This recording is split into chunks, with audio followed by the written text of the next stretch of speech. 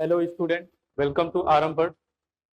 आज की क्लास में हम देखेंगे क्लास 9th का इकोनॉमिक्स का chapter first, the story of Palampur village. तो चलिए स्टार्ट करते हैं इस चैप्टर को, the story of Palampur village को, जो कि आपकी इकोनॉमिक्स का चैप्टर 1 है ना।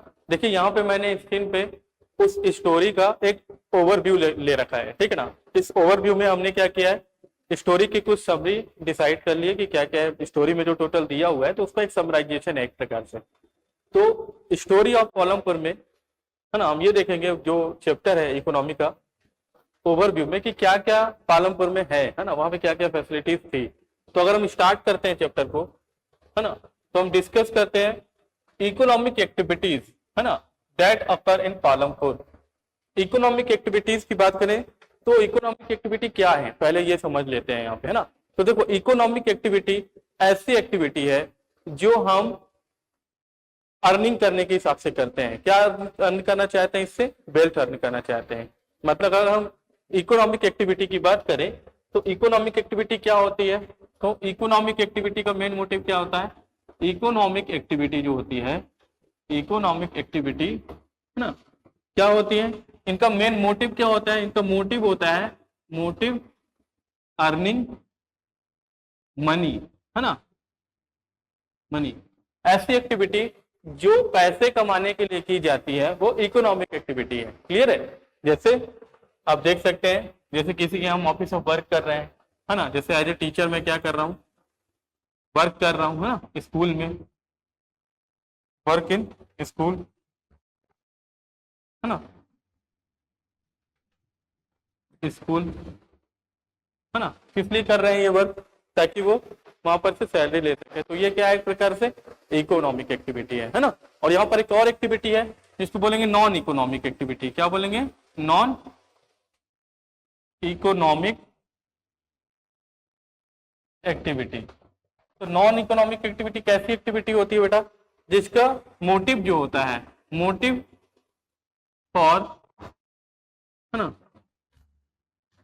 फॉर किस लिए किया जाता है बेटा, वेलफेयर के लिए किया जाता है ना, सोशल वेलफेयर।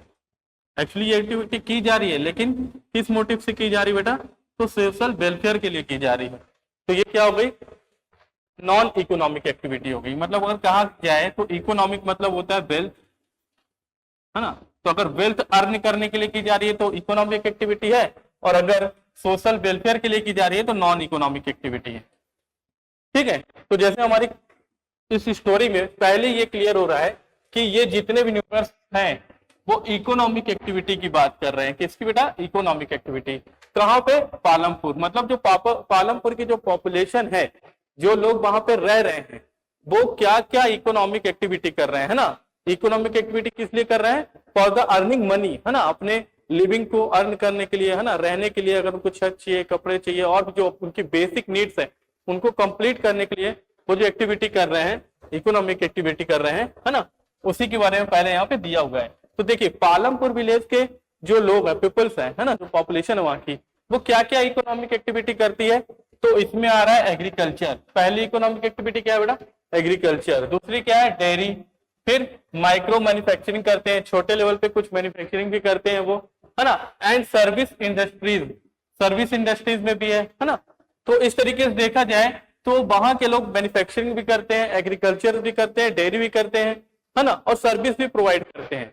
तो इस तरीके से इतनी टाइप की वहां पे क्या हो रही है, इकोनॉमिक एक्टिविटी हो रही है वहां के पीपल्स के थ्रू। फिर टू मेन क्रॉप। देखिए, हमने पूरी स्टोरी को पढ़ा है, तो वहां पर अगर हम क्रॉप्स की बात करें तो दो टाइप की क्रॉप्स जो लेते हैं, है ना, जिसमें एक आगे हम बताएंगे इसमें और समझेंगे। तो ये समझ लो कि खरीफ और रबी दोनों सीजन, है ना, देखा जाए तो 2 टाइम वो क्या कर रहे हैं, क्रॉपिंग करते हैं, किसमें, अपने एग्रीकल्चर लैंड पे। और ऑलमोस्ट 75% की पॉपुलेशन, है ना, आर व्हीट एंड राइस। क्या उगाती है बेटा, व्हीट एंड राइस उगाती है अपनी लैंड पे। क्लियर है। फिर it also discuss how irrigation and HYV seeds, है ना, टू मॉडर्न फार्मिंग मेथड। देखिए, वहां के जो पीपल्स हैं वो, उनको एरिगेशन फैसिलिटी भी बेटर है ना। ऐसा जो पालमपुर विलेज है वहां पर एरिगेशन फैसिलिटी है, मतलब सिंचाई वगैरह की प्रॉपर सुविधा है उस विलेज में, है ना। और उसके साथ ही साथ वहां के जो फार्मर हैं वो HYV सीड्स, यानी कि ग्रीन रिवोल्यूशन को जो मैं बताऊंगा तो यहाँ क्लियर करूंगा, है ना, हाई एल्ड वेराइटी सीड्स का यूज करते हैं, है ना, किस लिए यूज करते हैं बेटा, फार्मिंग में, किस लिए करते हैं, फार्मिंग में, क्रॉप के लिए, हैव इंक्रीज्ड एग्रीकल्चर प्रोडक्टिविटी, और HYV सीड्स के यूज करने से उनकी जो एग्रीकल्चर प्रोडक्टिविटी है, मतलब जो उनका क्रॉप है उसकी प्रोडक्टिविटी क्या हो रही है, इंक्रीज हो रही है ना। फिर आते हैं in Palampur the dairy industry. देखो यहां तक अभी हमने क्या देखा, अभी हमने देखा एग्रीकल्चर का फॉर्म देखा, ओवरव्यू है इस चैप्टर का। तो वहां पे एग्रीकल्चर एक्टिविटी होती है, ऑलमोस्ट 75% पॉपुलेशन जो है पालमपुर की वो एग्रीकल्चर एक्टिविटी में एंगेज्ड है ना, और वो 2 सीजन में क्रॉपिंग करते हैं, क्रॉपिंग में मॉडर्नाइजेशन भी है ना, HYV सीड्स का यूज करते हैं, एरिगेशन फैसिलिटीज भी है उनके पास। तो यहाँ पर देखा जाए तो ये सारी चीजें उनके पास है ना। फिर आगे बढ़ते हैं, in Palampur the dairy industries is a significant source of revenue. Dairy industries भी वहां पर एक सिग्निफिकेंट रोल प्ले करती है ना, अदर देन एग्रीकल्चर, है ना। The milk farm of most families, ज्यादातर फैमिलीज क्या करती हैं, मिल्क फार्म रखती हैं, है ना, उनके पास मिल्क फार्म है, गाय वगैरह से वो मिल्क निकाल के बेचती हैं, ठीक ना।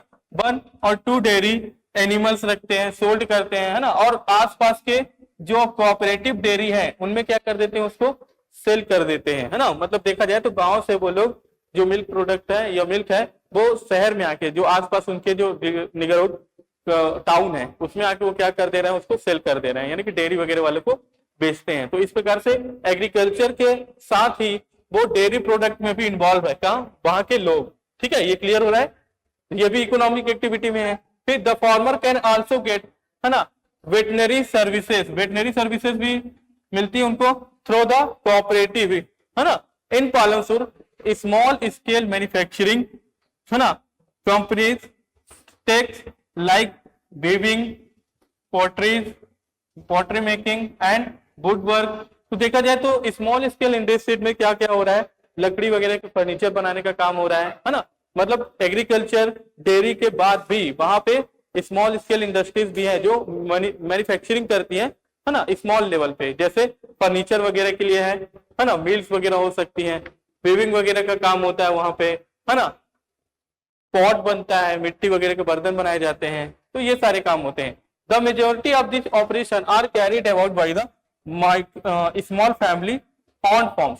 देखो यहाँ पे जितनी भी ये एक्टिविटी हो रही है, छोटे छोटे जो मैन्युफैक्चरिंग, छोटे लेवल पे, स्मॉल लेवल पे जो मैन्युफैक्चरिंग का काम कर रही है इंडस्ट्रीज, इसमें क्या हो रहा है, ज्यादातर वहां की फैमिली के लोग ही इंगेज्ड हैं। मतलब गांव में एक फैमिली है तो उस फैमिली के लोग ही इंगेज्ड हैं, अदर्स कोई और लेबर या बड़ी बड़ी मशीनों का यूज नहीं कर रहे हैं, वो ट्रेडिशनल टेक्निक्स का यूज करके, है ना, फैमिली के लोग ही उन चीजों को प्रोड्यूस कर रहे हैं, है ना। And they goods offered for sale through neighbourhood market, और वहां से बनाने के बाद वो अपने आसपास के मार्केट में आके उसको क्या कर देते हैं बेटा, सेल कर देते हैं, ठीक है। फिर है ट्रांसपोर्टेशन। देखो इतनी फैसिलिटीज होने के बाद में वहां पे सर्विसेज भी हैं पालमपुर में, क्या क्या है, ट्रांसपोर्टेशन है ना, आने जाने का साधन है, कम्युनिकेशन है, उसके साथ साथ हेल्थ केयर भी है ना, जो प्रूव करता है कि वहां पर देखा जाए तो अदर सेक्टर सर्विसेज भी है, कहां पे, पालमपुर में, जो हेल्प कर रही होती है ये सारी एक्टिविटीज को डायरेक्टली और इनडायरेक्टली। क्योंकि अगर देखो, अगर ट्रांसपोर्ट नहीं होगा, कम्युनिकेशन नहीं होगा, तो ये लोग कहीं ना कहीं बाहर के मार्केट से कनेक्ट नहीं हो पाएंगे, अपने आसपास के मार्केट से कनेक्ट नहीं हो पाएंगे। यहाँ पे बोल रहे हैं ना कि वो अपने मार्केट में जाके सेल कर देते हैं, तो उसके लिए क्या होना चाहिए, ट्रांसपोर्ट होना चाहिए, कम्युनिकेशन होना चाहिए, और कहीं ना कहीं गांव में एक हेल्थ केयर की फैसिलिटीज भी होनी चाहिए। तो अगर ओवरव्यू अगर देखा जाए पूरा इस चैप्टर का, तो कहीं ना कहीं पालमपुर में कई चीजें हैं जो उस गांव के हिसाब से काफी, उस गांव को काफी बेटर बनाती है कंडीशंस को। फिर भी इसमें कुछ नेगेटिव पॉइंट्स भी हैं जो हम डिस्कस करेंगे, लेकिन ऑल ओवर व्यू अगर देखा जाए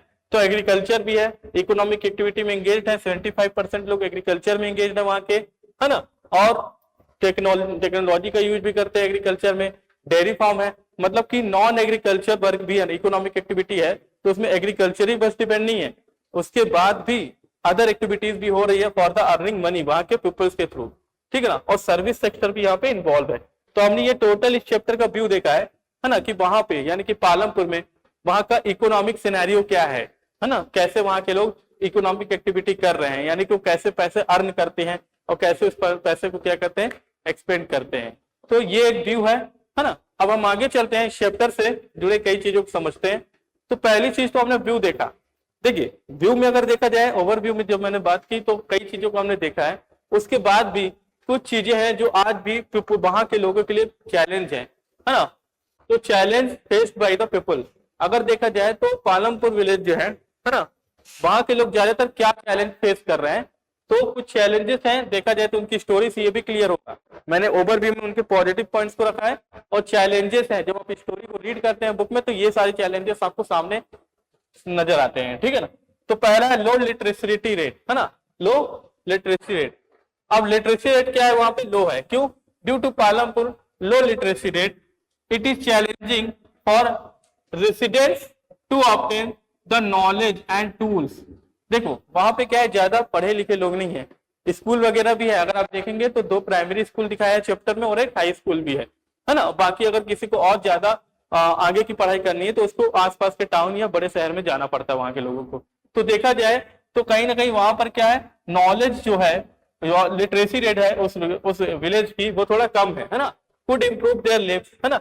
दे also less able to benefit from emerging opportunity. अब देखिए ज्यादातर लोग वहां के पढ़ लिख नहीं पा रहे हैं, ऐसा नहीं बोला जाएगा कि कोई नहीं पढ़ पा रहा है, पढ़ रहे हैं, लेकिन लिटरेसी रेट उतनी नहीं है जितनी होनी चाहिए।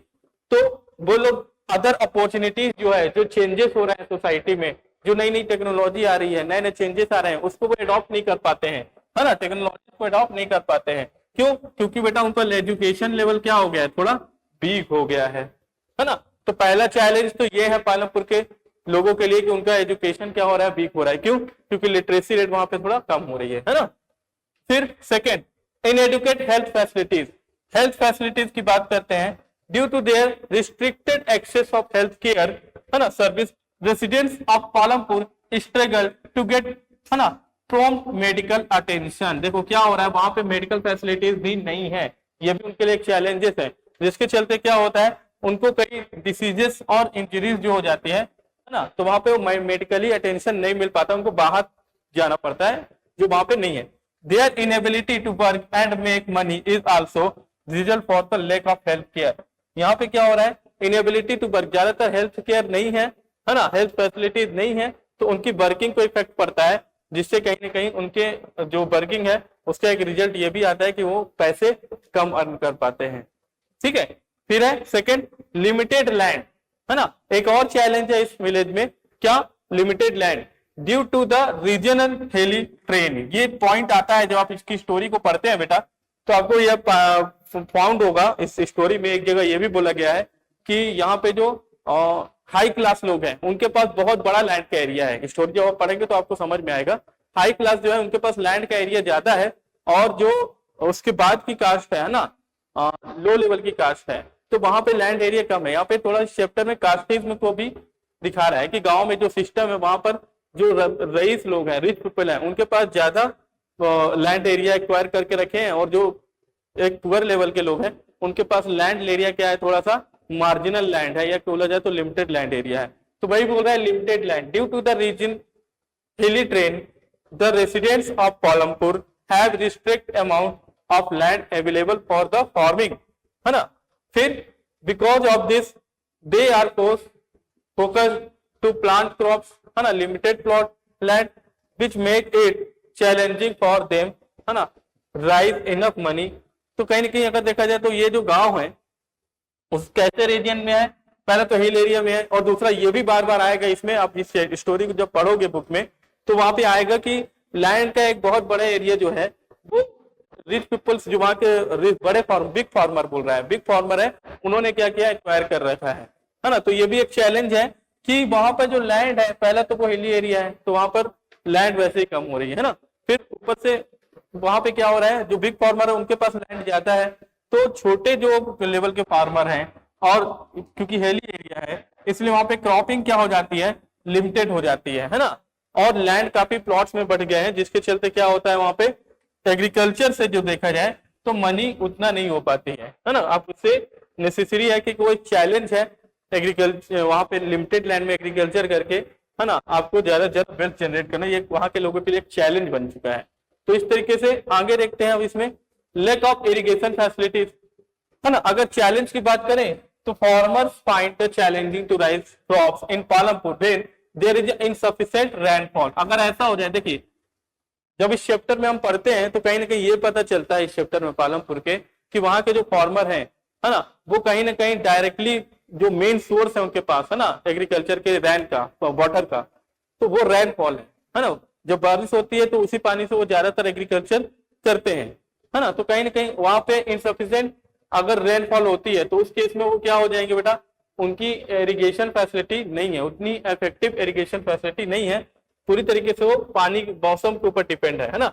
लोअर एग्रीकल्चर एल्ड, अगर कहीं पानी नहीं गिरता है तो उनका एग्रीकल्चर एल्ड क्या हो जाएगा, कम हो जाएगा, जो कहीं ना कहीं इफेक्ट करेगा फार्मर्स के रिवेन्यू पर, जिससे फार्मर्स के रिवेन्यू क्या हो जाएंगे बेटा, कम हो जाएंगे। तो लैक ऑफ इरिगेशन फैसिलिटीज भी है वहां पे, क्योंकि वो उस वहां के जो फार्मर हैं ज्यादातर वो डिपेंड किसके ऊपर हो रहे हैं, वो ज्यादातर मानसून के ऊपर डिपेंड हो रहे हैं। जो पानी आपका रेनफॉल होता है, जो नेचुरल प्रोसेस है रेनफॉल का, उसके थ्रू वो क्या कर रहे हैं कि एग्रीकल्चर पे डिपेंड है, और कोई इरिगेशन फैसिलिटी नहीं है।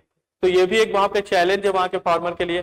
डिपेंड्स ऑन फार्मिंग, ज्यादातर देखो हमने जब पढ़ा था, अभी ओवरव्यू देखा था, तो मैंने बताया 75% पीपल जो है वो एंगेज है किसमें, एग्रीकल्चर में, है ना। यहाँ पे देख सकते हो ये वाला पॉइंट, देखो 75% कहाँ पे एंगेज है, एग्रीकल्चर एक्टिविटी में है। तो क्या होगा, ज्यादातर लोग जो है अपनी बेसिक नीड्स के लिए, है ना, वेल्थ अर्न करने के लिए किसके ऊपर डिपेंड है, वहां के ज्यादातर एग्रीकल्चर यानी कि फार्मिंग के ऊपर डिपेंड है ना। जो कहीं ना कहीं उनके जो फार्मिंग है वो वहां पे क्या होता है, किसके ऊपर होता है, क्रॉप प्रीसेस एंड क्लाइमेटिक सरकमटेंसेस। कहने का मतलब है कि ज्यादातर अगर वहां पे देखें तो एग्रीकल्चर एक्टिविटी भी तो क्लाइमेट के ऊपर डिपेंड करती है, और 75% भी वहां पे किसके ऊपर लोग डिपेंड हो रहे हैं, एग्रीकल्चर के ऊपर। तो कहीं ना कहीं अगर किसी सीजन में अच्छी बारिश नहीं हुई तो उनकी इनकम को भी इफेक्ट करेगा, है ना। तो कहीं ना कहीं फार्मिंग में डिपेंड होने के चलते, और अदर सोर्स नहीं है लेकिन वो उसको अडॉप्ट नहीं कर रहे हैं, है ना। तो कहीं ना कहीं ये भी एक चैलेंज है कि उनके पास एग्रीकल्चर के अलावा और कोई सोर्स नहीं है अपनी इनकम को अर्न करने का। तो पूरी तरीके से एग्रीकल्चर पे डिपेंड है, जो कि वहां की एग्रीकल्चर क्लाइमेट के ऊपर डिपेंड करती है, और कभी क्लाइमेट अगर उनका साथ नहीं दिया तो उस टाइम पे उनकी इनकम भी क्या हो जाएगी बेटा, कम हो जाएगी, है ना।